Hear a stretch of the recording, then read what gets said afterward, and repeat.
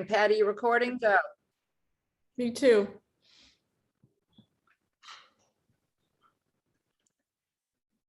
Hello, everyone, and welcome to Living and Investing in France, in Nice, actually. And this portion is about finding your dream home in Paris, Nice, or the French countryside. We have decided to give you a bonus because Ella Dyer and Jennifer Perrette and I didn't really have enough time to give you a full presentation on Nice and environs the way we wanted to during the presentation. So this is actually a bonus. What we're going to do is go into much greater detail about Nice and the area so that you have a really good understanding of what it might be like to live here. So again, this is with myself and Ella Dyer and Jennifer Perrette, who are my right arms in finding property here in Nice. And also I've got Patty Sadowskis with us, who is helping us monitor everything. So let's get started. First of all, let's talk about why we love the south of France. Let's face it, climate's fabulous. They claim 300 days a year of sunshine in Nice. I'm not sure if that's true, but it sure feels like it. And then there's moderate temperature. I find that it's about 10 degrees warmer than in Paris year round, except for in the summer. It's actually cooler, about 80 degrees in the summer. So you might be surprised to learn that. And then, of course, you've got stunning sea and landscapes everywhere you look. On top of that, you have a very large and active American community with Democrats abroad and other organizations. So there's a zillion things to do and lots of people to meet. And that's a really important factor, I think, to making a place a great place to live. There's a very international community in the Nice area because of the British who came, during Queen Victoria's time, as well as the Russians during the Tsars. They came to vacation here. And then there's, of course, a large Italian community. Now there's a big Scandinavian community on top of it, and Americans are coming in the droves. Let's face it, there's nothing like having an international airport. The international airport in Nice is the second largest airport in France, and you can pretty much get anywhere from there.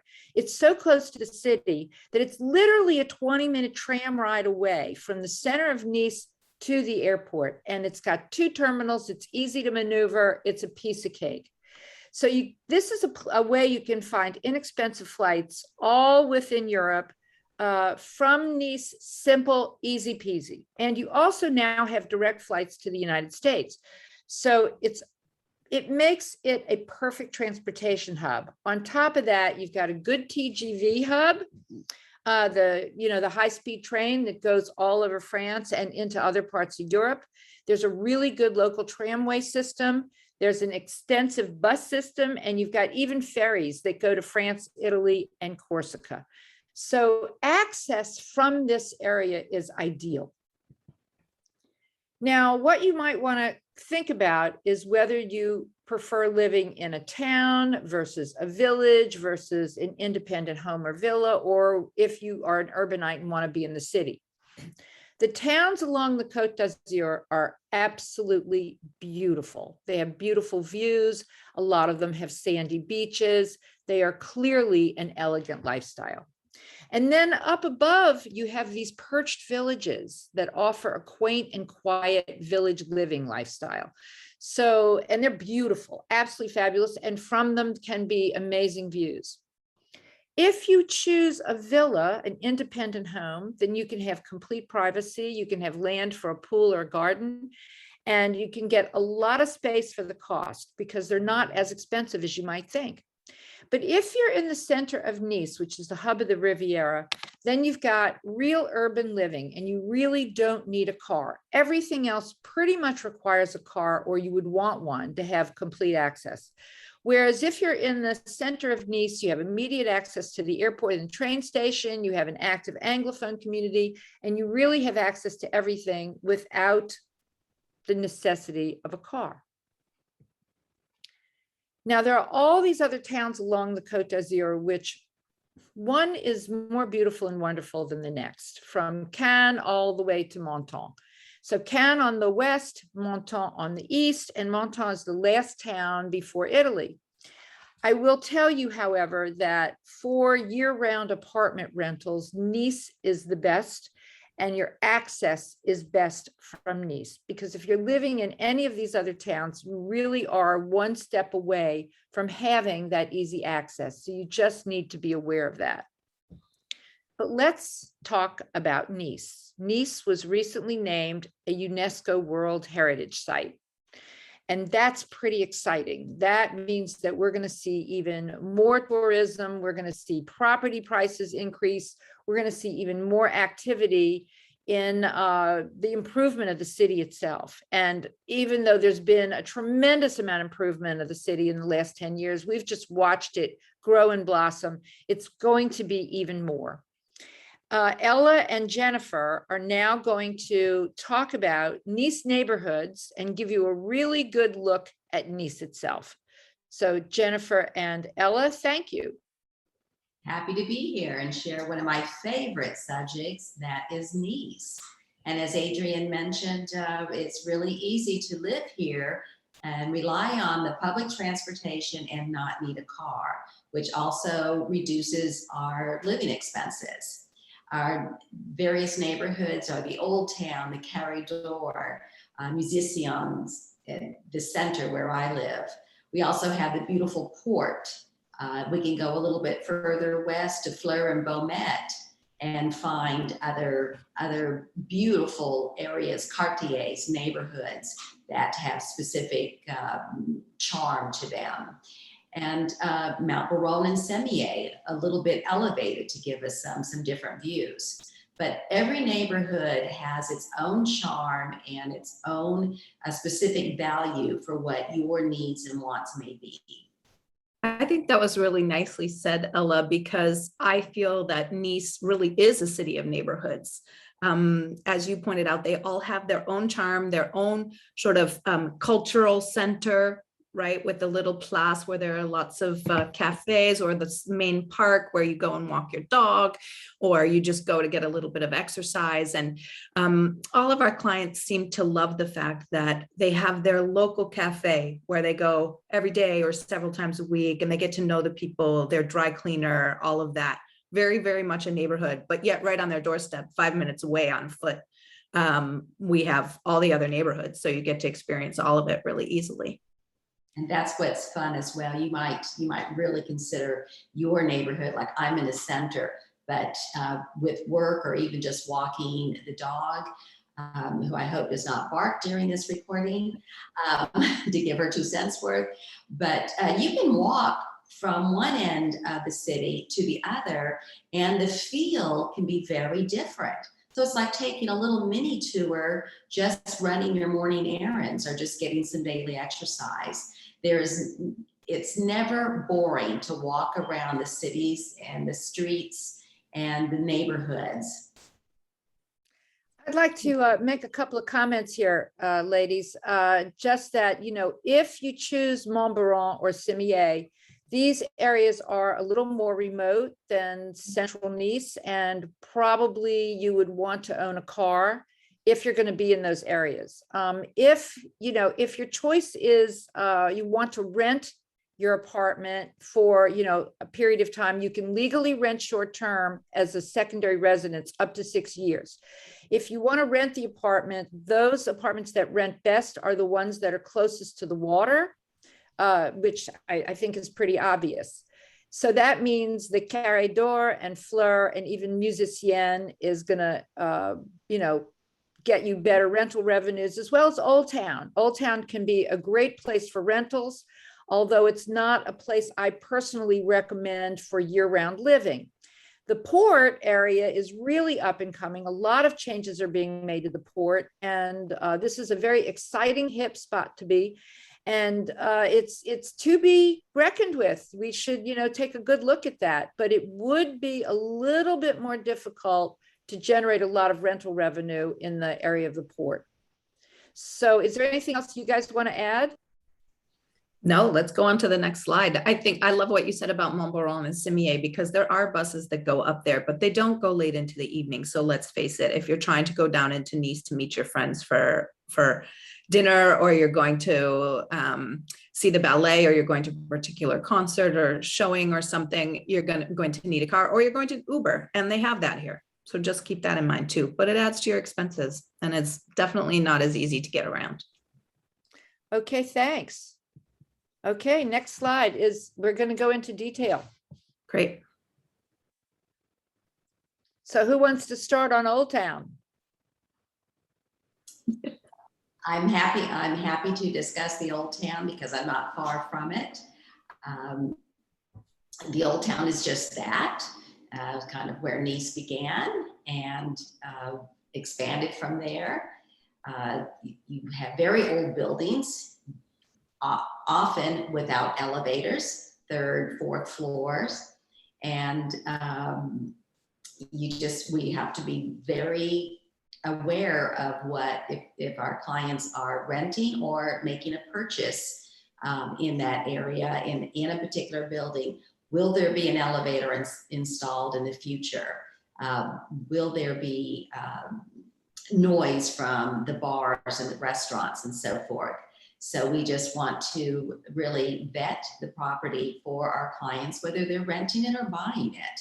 But the Old Town is really energetic. There's always something going on. There's old churches. You hear the church bells. You hear the cannon at noon every day that comes from the chateau perched above the Old Town. And for those of us that live here, we're used to it, but we can always tell the newbies who kind of duck and cover when they hear a loud explosion at noon. Ella, it still scares me every time I hear it. Me too. And I love the Old Port because it does have so much activity going on, whether you're around Place Garibaldi, which has, a new tram stop near it. So it's really upped its game a lot, more pedestrianized around there, some nice restaurants. But that's kind of on the edge going towards where Ella lives in Nice Centre, in the port area. But as you get closer to the water, you get into those really the old fishing village part of Nice, where you've got the old buildings, narrow streetways, really great restaurants, really fun little shops, the famous Cours Soleil with the big market. So it really is the most like living in an old European, very French village center. But it's tough to get light because Yeah. the streets are narrow. You can almost touch your neighbor often. Yeah. So it's tricky to really find a good spot. I find that the best properties are on the western side of Old Town.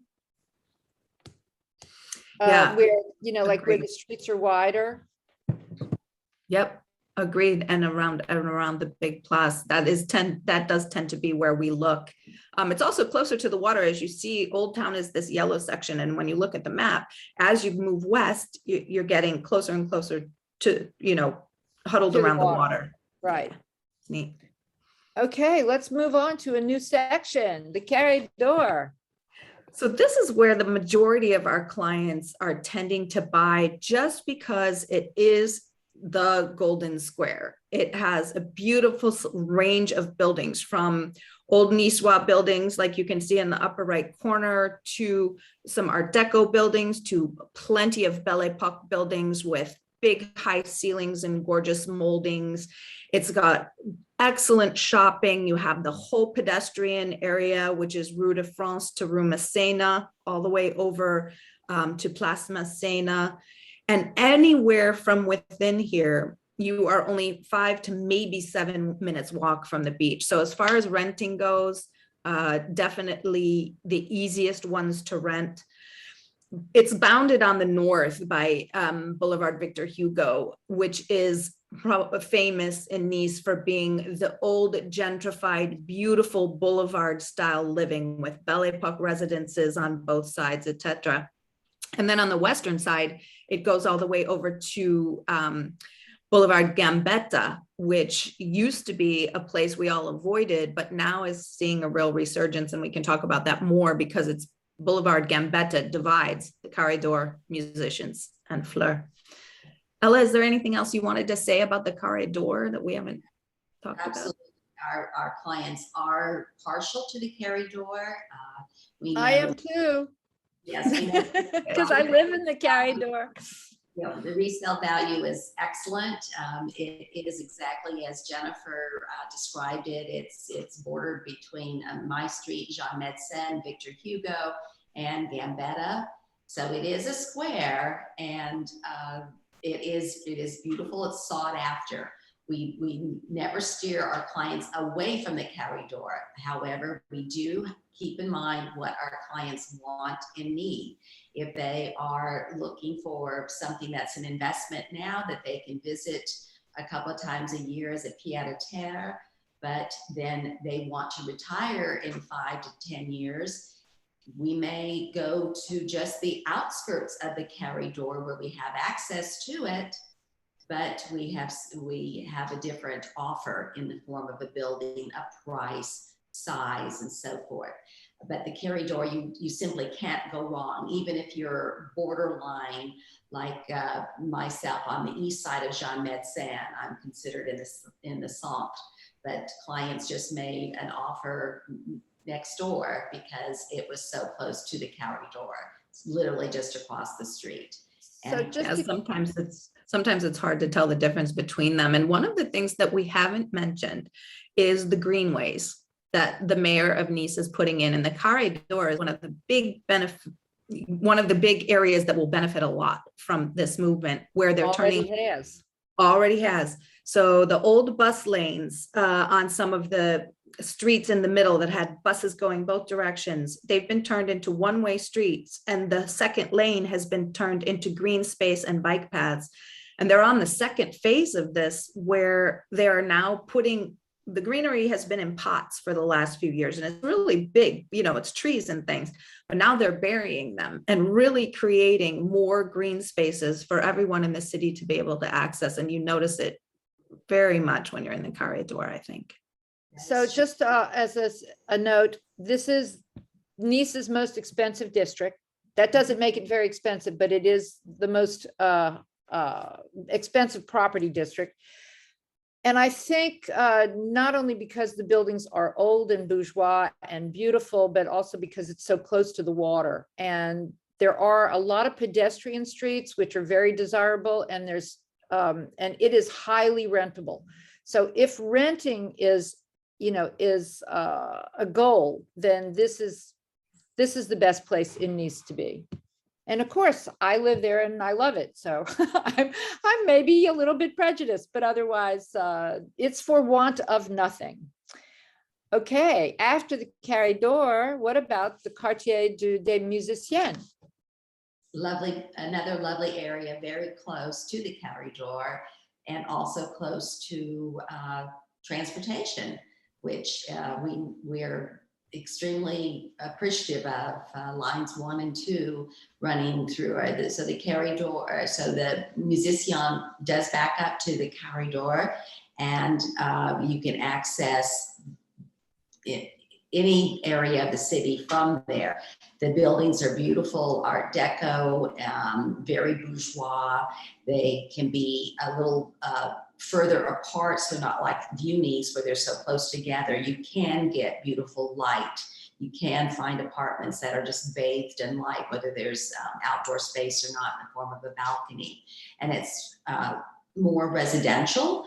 However, you do still have your local grocery store, coffee shop, bar à vin, pharmacist, and so forth. So when our clients are there either renting or buying, they feel a sense of community because they are always outside. And whether it's just your daily errands or getting from one place to the next, you do get to know your neighbors because you're not sitting in a vehicle somewhere. Well, plus it's close to the train station. So that gives you, even though it's a few blocks further away from the water, you still have easy access to the train station and the tram. So Quartier des Musiciens is wonderful and less expensive than the Carré d'Or, and can also be a great place to live and or rent. It's neat. We found some great, oh, I'm sorry, Ella, go ahead. No, I'm just going to say, I find it a sophisticated, elegant little area. Me too, because we found some beautiful apartments for clients that have wanted a view. From here, you're a bit back. So you can get, if you're high enough up in the building, you can get a view across some of the rooftops of Nice. Occasionally you can get a little slice of water. That's not really the point of being in Musicians, but you get this gorgeous cityscape that lays out in front of you. And it's just wonderful. And it's just a little quieter than the Carré d'Or because yes, there are restaurants and cafes and shops there, but just not as many. Yeah, right. As touristed. That's right. That's right. We haven't mentioned something, but up in the upper right hand up, you can see where the train tracks are, but the city of Nice has a major project going in called the Iconic, and it's going to be a very upscale shopping hotel complex between Musicians and the Centre, which is just a little east and where Ella lives. And we've learned some more about the movement of the mayor here is really encouraging renovation of the buildings so that he can create a very nice, beautiful, and more upscale corridor so that people arriving by train can get down into the Carré d'Or and into the center of Nice on beautiful walkways, etc. So there's some very great bargains that can be had up there. And values will go up, up, up as a result. Yeah, absolutely. I've invested when learning about this project for 3.5, 4 years ago. I invested in a small rental property there just for that reason. People say, ooh, the train station. Nobody would want to be around the train station, but with the Iconic, very good point, Jennifer, 4-star hotel, beautiful shopping. It's that's the position of it to the authentic looking train station is just a gorgeous, just going to be gorgeous. So looking at this map, the Rue d'Angleterre and Rue Paganini, for example, and Durand are all good examples of those streets are going to probably become very posh and upscale as a result. Exactly. Lots of renovations are going on up there. And it's an interesting thing too, because it's we'll see with one of our partner agencies, we'll see a gorgeous building with a gorgeous apartment renovated in it. And we just have to be aware of the fact that, well, that might be right now the diamond in the rough for the moment on that block. But you look around and you realize that 3 of the other buildings right across the street are under complete reno. So it's very active. It's really happening. Okay, let's move on to Nice Centre. Ella should start this one since she lives in Nice Centre. Well, that is really Avenue Jean Médecin, where we have a lot of shopping and just terrific. It's the business district. You do have restaurants. You do have, that was line 1 of the tram, and it's brilliant. It's above ground until you transfer and going towards the airport or the port. So transportation is easy. Access to the train station is easy as well. We have plenty of green space. What used to be the old bus stop, which was horrendous looking, has now turned into the Promenade du Paon, the park, and that's at the square of Place Messina, where all the festivities go on. We're having a blood drive right now. So in that area, it's set up, and the park even hosts the annual jazz festival. So it's really a lovely place to be so close to when you are in the center, whether it's a few blocks east of Jean Médecin and a few blocks north of Victor Hugo. You still have access to everything that you need and want living and just enjoying life in the city. The museums, it's a little bit less expensive than the Carré d'Or. Again, that tends to be our most posh neighborhood. But for having a home like we have had for over 20 years now on Jean Médecin. We have really seen the area grow and improve, and it has just been a beautiful part of our lives together here.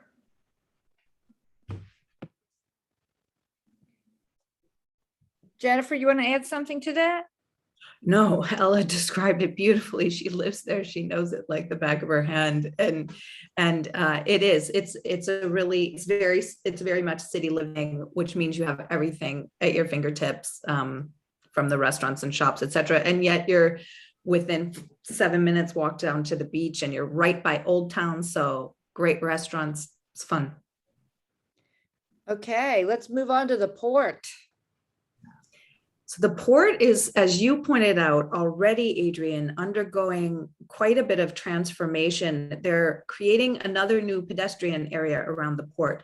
So the tram goes right to the top of that. You can see the port on the screen, and right at the northern part of the inlet of the water is where the tram stop is, one end of the tram stop. And the roads coming in around there are going to be turned into either one-way or pedestrian only. So there's a lot of investment going on here. And this has kind of a feel between between the Old Town and Centre. Because you have some beautiful old buildings, and as you pointed out, you can get some great views of the port itself, which is really neat to see at night, or even a little more of the open water if you're looking the other way. You wrote a beautiful newsletter about the antique shops in that quarter that you discovered that I'm dying to get to. So again, sort of like Old Town in that it has these shops and this sort of history with Nice, but it's coming up and it's getting a lot of renovation happening.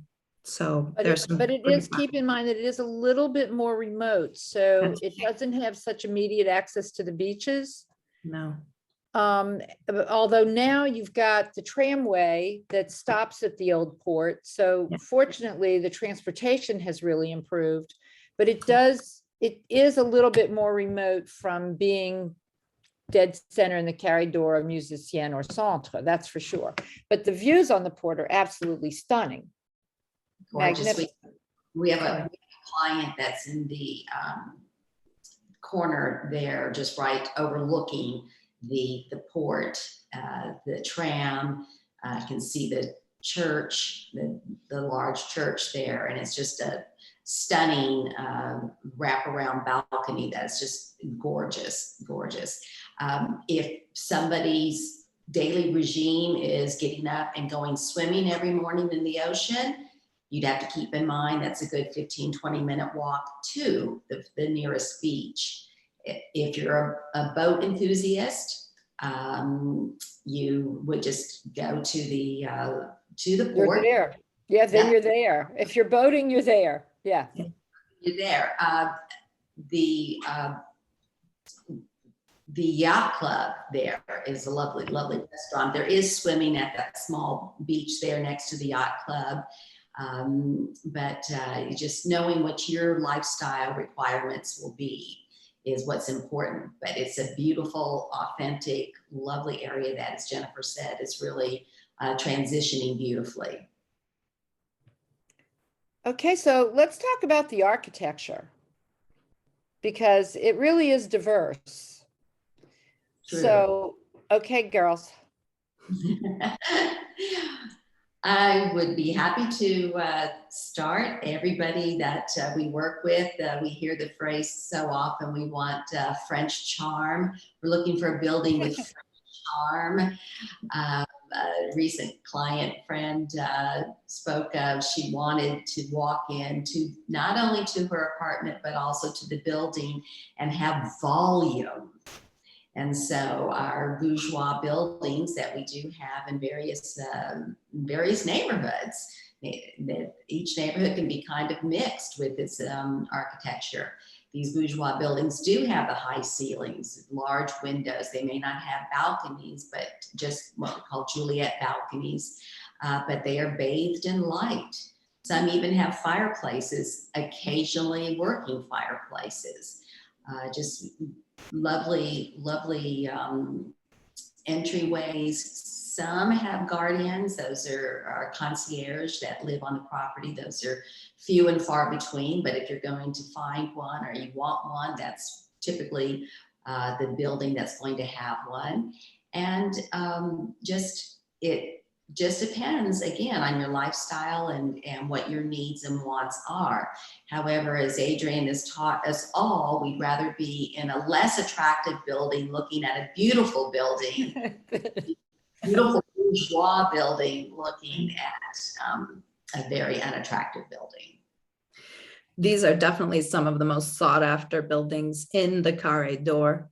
Because they are so close to the water then, but they have this original charm, all of the moldings, the parquet floors, sometimes even decoratively laid parquet floors. You know, this harkens back to that time between the 19th and 20th centuries when there were still servants that had a small room up in the top floors of the building, and they were laid out that way for a very genteel, gracious lifestyle. And it's wonderful to see how Nice has tried to preserve some of them. So oftentimes they will still have a garden. So you can get lucky and get a little bit of extra space away from the boulevard. Yeah. And so we have those in Carré d'Or, and musicians, you can find them in Centre as well. Up on Cimier, a ton of them. But again, that's further away. And then in Fleur, which is just to the west of the Carré d'Or, lots of bourgeois buildings. But keep in mind that you're probably going to give up a big balcony or terrace because That's very true. They just didn't design them that way. No, and it was more difficult. They didn't design around modern living either. So you have to think about that. Yes, sometimes they can be arranged so that you can create modern interior spaces, but oftentimes you may have to give up that second bathroom or the second toilet. They were not laid out to be lived in the way we live in our homes today. Okay, what about typical Niçois architecture? Old world. Beautiful. It's just beautiful, colorful. It's a feast for the eyes. We see this in the old town. Again, high ceilings, large windows, but oftentimes limited balconies. These working shutters are charming. It is just, you really are in a different era. Again, the buildings were not meant for, as Jennifer said, modern day living. So they may not have elevators. And if you're going up 3 to 5 flights of stairs with your groceries or your suitcase, that may be something to really consider. We have seen apartments with beautiful frescoes on the ceilings because these buildings are 300 and 400 years old. And if that's what you want, we'll find that for you. We can definitely find something that will be rentable. We can definitely find something that will be a good investment. It might take us a little bit of time, but we have done it and will continue to do so. The other nice thing about those buildings is they don't tend to be as large as some of the bourgeois buildings or the more modern ones, or these Pierre de Taille. The Niçois buildings tend to be smaller, so you may only have, 5 to 10 other homeowners in them, which can be a benefit, really, because it's just you to decide on decisions like, are we going to put in an elevator, things like that. That's true. I think there's always, though, intrinsic value in buying into an old building, because it's never going to not be that. So in other words, you really, from a value standpoint, it's a non-risk purchase as long as the building is in good condition and the owners keep it in good condition. That's a key factor. Okay, and then there's the Pierre de Taille. Cut stone. These buildings are beautiful. Whether we're living in them or just looking at them, they're just lovely. Again, we appreciate the volume that a high ceiling gives us because it tends to have a larger window, which gives us light. These stone facades are just very unique and They can have fireplaces, probably Juliet balconies, but an occasional, like this building right here, you see there's one apartment with a balcony, and the others look like more like a Juliet balcony. Sometimes we can find terraces. Again, it just depends on what your daily needs and wants are, but they are beautiful. These buildings tend to be in the corridor and Musician in the center. Occasionally we'll find one somewhere else, but if this is really the style that you want, this fits the bill of your day-to-day living, then that's what we'll look for. I think it's also so interesting comparing building styles in the United States to what we find in France, because I know one of the things people worry about being in an apartment is hearing your neighbors and a lot of noise, but these are stone built buildings. It is stone between all of them. You do not hear your neighbors. The only place where you do is in the main hallway, and it's really wonderful. It makes for really easy city living. And that's, I think, why people, these buildings, they have a heart. People stay in them forever. So it's really neat. What do you think about the Art Deco buildings, though? The 20s? They're gorgeous. You find a lot of them, yes, in Corridor. I even sometimes, in my opinion, the really decorated ones like this one in Musicien, they're gorgeous. They really try to, capture this blend between a modern take on that old world styling. So they still have volume. They have high ceilings, big windows, but oh my gosh, walking into them is like walking onto a movie set sometimes. Hollywood. Sculptures and Almost fresco. Hollywood, yeah. Yeah, really, exactly. But they tend to also have better balconies. Yeah. And you usually don't have a problem with a lift either. Almost for certain they were putting in lifts by this time. But again, the staircases too in the bourgeois and the Art Deco and the Pierre de Taille buildings also tend to be large and gracious. The height of the stairs tends to not be too much. So even climbing up to the second floor is a lot easier than what we would think in a modern building, on your fire escape. It's just a different thing. They were made to be used and go up and down a lot. Excellent points, because some of the most recently I was in going at the port, and it's important to take the stairs to get a feel for what the building looks like. Is it in good shape or disrepair? And this apartment at the port, or close to the port, the stairwell was narrow. The steps were not gracious. They were a little bit higher. So that would not be as easy to go up to the second or the third floor with your groceries or your suitcase, as opposed to another building closer in the center. And the staircase was much wider, and the steps were not tall, and they were just more gentle. And you could really see yourself carrying your groceries up that if you needed to. Of course, those two buildings did have elevators.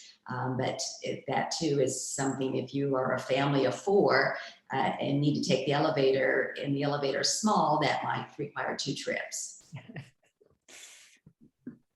Okay, now, you can always opt for something modern. There are a few modern buildings inside of this central Nice, but they do tend to be mostly in the outskirts where there was land and they could build them. But Jennifer, you can talk to this, I bet.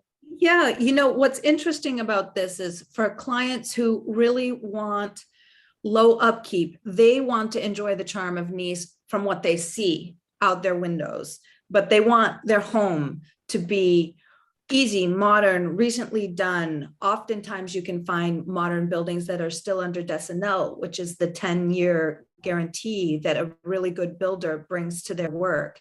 And or it may be a building that was built in the 70s or the 80s that has been renovated on the interior now, because the 80s is still 40 years ago, right? Let's say what it is. So yeah, it's a great option for that. And up in Cimier, up in Montbauron, going over towards Yeah, exactly. Fabron, going over towards Cagnes-sur-Mer, there's talk about having that be on the tram line. Certainly, you know, in some of the villages along the water that we talked about at the beginning, you're going to find a lot of modern structures or high-rise structures, and they oftentimes have a pool, a communal pool, etc. But what you're getting there is peace of mind about a brand new building and the guarantees that come with it. And the large terraces, large windows, right? So there are some, and sometimes swimming pools. So there are Absolutely. advantages to this. And also, we've noted on here parking, and that's something to talk about because, you know, one of the things we always say and why so many of our clients buy in the center of Nice, the vast majority of them, is because you do not need a car. However, if you want one, there are parking garages that I know very, very well, all of them, and you can buy an abonnement, which is a monthly subscription for about 135 euros to just keep your car there, less than a block from your home. But if you're the type of person where you are on the go and you really, really want to have a car with you, well, going toward a modern building, you're almost guaranteed to get parking. That's true. Big advantage. Yeah. So just, you know, on a practical note, just keep in mind that, you know, 1 square meter, which is the measurement we use here in France, is approximately, if you want to round it up, approximately 11 square feet to make it easy to calculate. Habitable space, which is what is called the Loi Carrez, it's the Carrez law, that requires that a property be measured for habitable space so that anything that is lower than 1.8 meters high does not get counted as habitable space. So just consider that if you're looking at a studio, then you're looking at anywhere from, say, 15 square meters to 30 square meters, and you can sleep 2 people in that. A 1-bedroom is normally anywhere from about 28 square meters to 50 square meters, and you can sleep up to 4 people in that space. A 2-bedroom is anywhere from, say, 60 square meters to 90 square meters. And of course, you can sleep up to 6 in a space like that. And when you get into 3 bedrooms and higher, then you're looking at least 100 square meters and up. Our spatial living is much smaller than in the United States or Canada, where they're used to everything being much larger. But I have certainly discovered that space is highly overrated, and it's really not necessary. That when you have a lot of space, you just fill it with stuff, and you don't actually live in it or use it as much as you might. So the other thing is that we have cafe life here, and so we don't spend as much time in our homes as you might do if you were living in a place where there's not cafe life. It's more like living in your bubble. So here's a typical floor plan, just to give you an example of what that's like. And this is a pretty standard 2-bedroom apartment, but there's plenty of living space there. It's really true too, because when you talk about cafe life, Adrian, you know, it's outside here almost year round, unless it's pouring rain. They put those portable heaters out. And so it's a way to see your neighbors, watch the world go by. I mean, we are all famous for showing up at the cafe at 10 a.m. and not leaving until 3 in the afternoon. We've got our laptop, we've had different meetings. It's how you live here. Everyone lives that way here. And it's really wonderful. It is very nice. You're not isolated. You do know your neighbors. You do interact. If you're learning the language, you can use your cafe French or your menu French regularly. It is really a delightful, different lifestyle.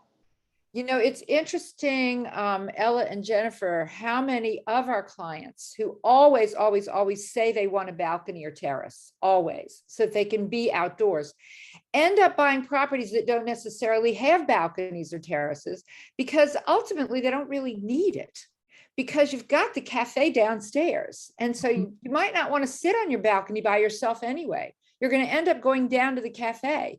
So look how many of our clients end up buying properties that have beautiful views and big windows and lots of light. And then they realize they don't really need the balcony or the terrace as much as they might have thought. just I for that agree with you. And sometimes even when people think about the terraces, if you think about what that means, the inside space is recessed from the front of the building. So that sometimes can mean that the interior of your apartment isn't as light as what you could get if you were in a bourgeois, for instance, with a Juliet balcony, massive double French windows. You open those and it's almost as if your entire apartment is outside. So that's true. And that's why they tend to say, you know what, we don't need the balcony. We open the windows and we feel like we're outdoors anyway. Right? for sure. And Now, property is priced based on the square meter. So when, you can compare the prices of properties very easily on a per square meter basis. And you will see that smaller apartments and higher floors with a lift will sell at a higher price per square meter than really large apartments. It's interesting with the lift. The higher you go with a lift, the more valuable. The minute it doesn't have a lift, it's the least valuable. The lift itself really changes the value of the property immediately. If you're in a building and they're voting to install a lift, I don't care what floor you're living on, you should always agree and participate in that because it will always increase the value of your property. Newly renovated apartments do tend to sell at a premium, but we find that there are developers, they're called marchands de biens. They go into an estate property, they buy it cheap, and they do what I call whitewashing them. They slap up a fresh coat of paint, they slap up a new kitchen, they don't really pay that much attention to the functionality of it necessarily. They use a lot of the same materials, the cheap materials they can find. And in the end, they have on the surface, a fairly nice looking out of the box property that they can sell at a very high price, but it might not be to your taste, or it might not have been done exactly the way you would have done it from a functionality standpoint. So I personally think it's better to buy a property that really needs, a lot of work, that is what I call a wreck, so that you can do it to your own taste and satisfaction. And when you look at the price, you should pay a lot less for a property like that. And when you add the renovation to it, the idea is that you don't overcapitalize it and it becomes current market value. So that's the key to buying into a property that needs a lot of work, is just, although everybody loves to do what they want to do and end up spending more than they might have wanted to begin with, but in the end, it's worth it because you have to enjoy your property. Let's face it, right? You all want to add anything to that?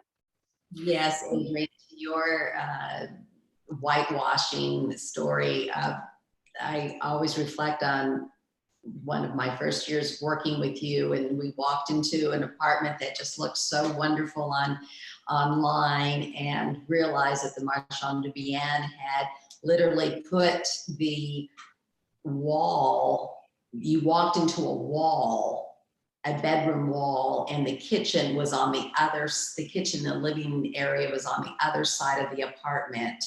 And it was just a catastrophe. So what we want to do is help our clients avoid buying what somebody else has already invested in and not designed properly. They've stripped out all the charm.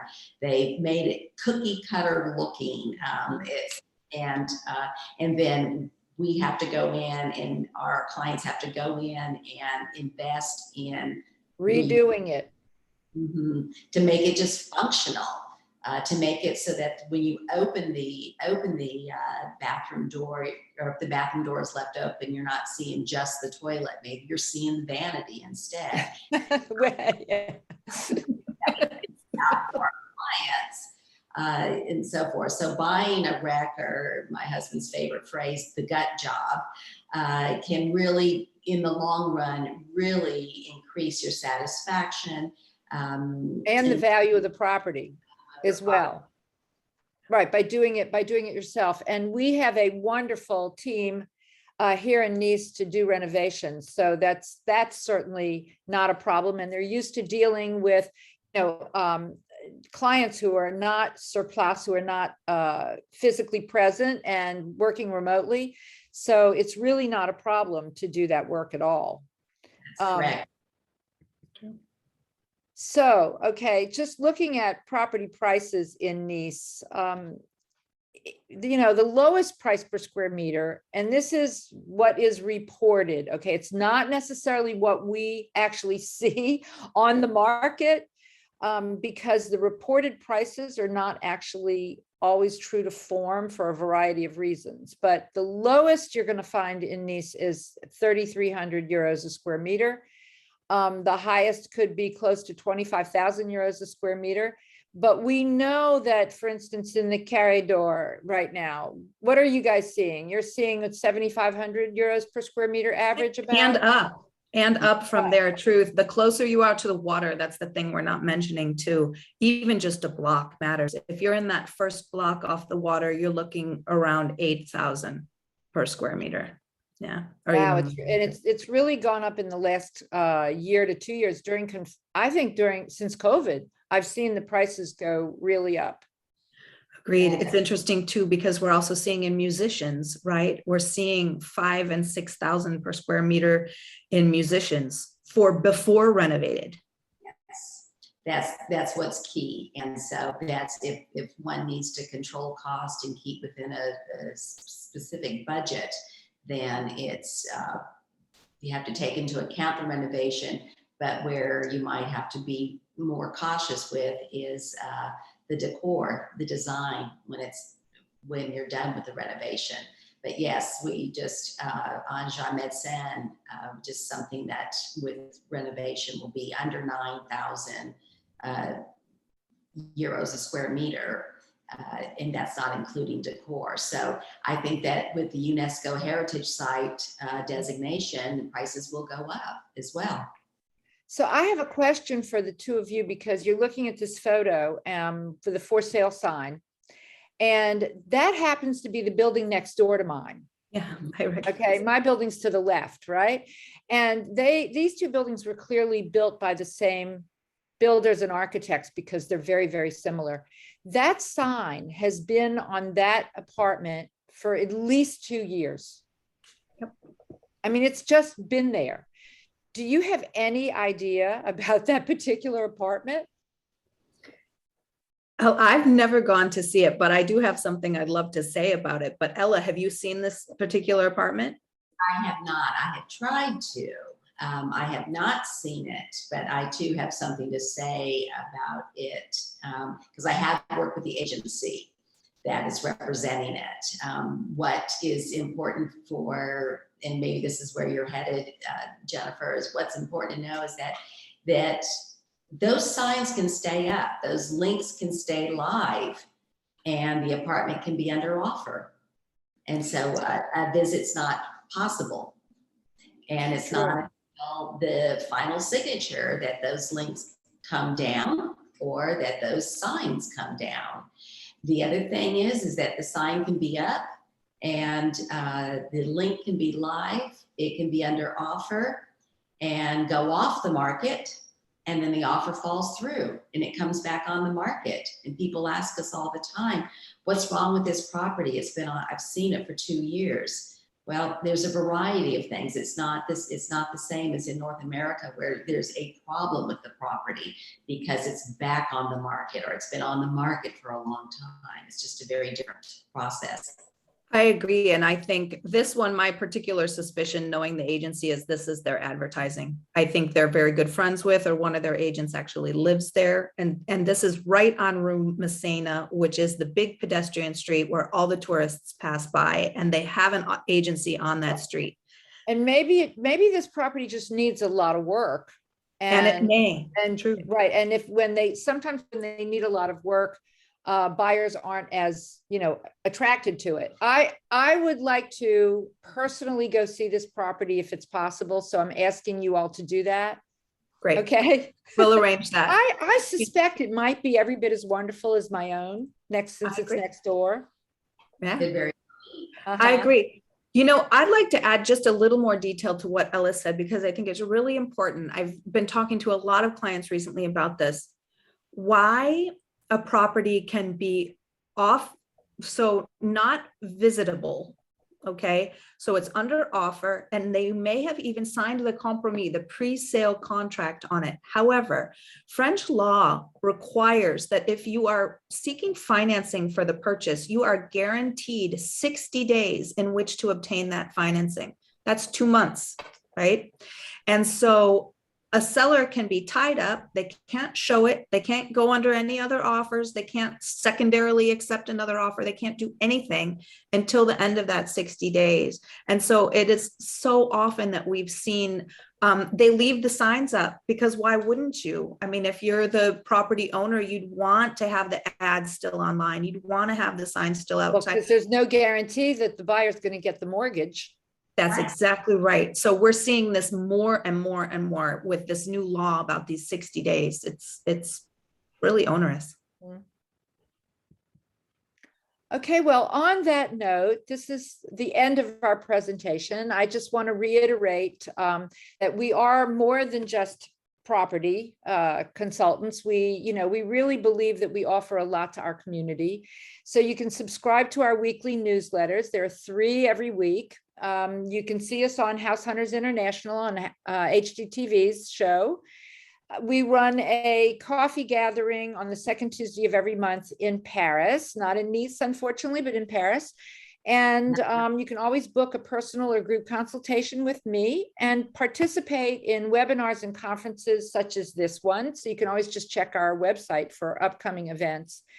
And just to finish, so there we are. Who's also on this photograph is, because you see Ella on the upper left. I'm here in the center. Patty Sadowskis on the upper right. Martine Di Matteo, who's our designer and contractor in Paris, on the lower right. Jennifer in the middle and on the bottom, and Laura Poirier, who does our design and contracting work here in Nice. She's on the lower left. And so the question I have for all of you out there, this audience, is now that we have given you all this information, you need to think about, why do you still need us to help you through this process? And maybe Ella and Jennifer and even Patty can give us the answer. Should we start from the top? I think the main reason is anyone would need us for a rental or a purchase is because we work for you. Our number one job is to protect you, and not the seller, not the renter, the person that's renting out the apartment to someone. We work for you. That's great, Ella. I can add to that. So before I came to work with Adrian and this wonderful crew, I was a traditional agent. I had my own agency. So I learned a lot about the differences between how property is bought and sold here in France compared to the US. And, we've said it earlier, there is no central clearinghouse, and you cannot be guaranteed, if you find someone that you like, that they will show you everything on the market. It just doesn't work that way. And because, as Ella pointed out, we are consultants, we work for you. Therefore, you will get to see everything that's on the market and available to you. Well, and come on, we all know how difficult and bureaucratic this process is, and what we go through for our clients. I can't even imagine what it would be like as an individual trying to maneuver all of that. I had a long conversation with our notaire in Paris just yesterday, as a matter of fact. And he said, boy, I wish all of our Anglophone clients were working with you instead of direct with us, because they have massive amounts of questions and need a lot of hand-holding, and the notaires are not prepared to do that. It's not their job. So there's going to be a disconnect between the client and even the notaire, because they're just not prepared to provide all the necessary information and hand-holding that an organization like ours can do. So it was an interesting conversation, and it's true. We know what it takes to go from beginning to end and all the complications, and you're dealing with different laws, different language, of course, different system. Everything is so new and different for the buyer. So I guess we need to let them find that out for themselves, however. Patty, is there anything you'd like to add before we say so long? Well, the one thought that went through my mind is that here in France, the agent always represents the seller. There's no dual agency. So when you contact that agent, they're there to sell you the apartment. They're not there to look out for your best interest like we are. That's exactly right. And they'll do or say almost anything to make that sale. And they really aren't going to question whether something's perfect for you as the buyer, because they do just want to make that sale. And we see that all the time. So on that note, thank you all very, very much. Thank you, audience out there. Thanks to everyone who came to our conference. We had a lot of fun this morning redoing this and offering you this bonus package with a lot more information. So on that note, we're going to say au revoir. Au revoir.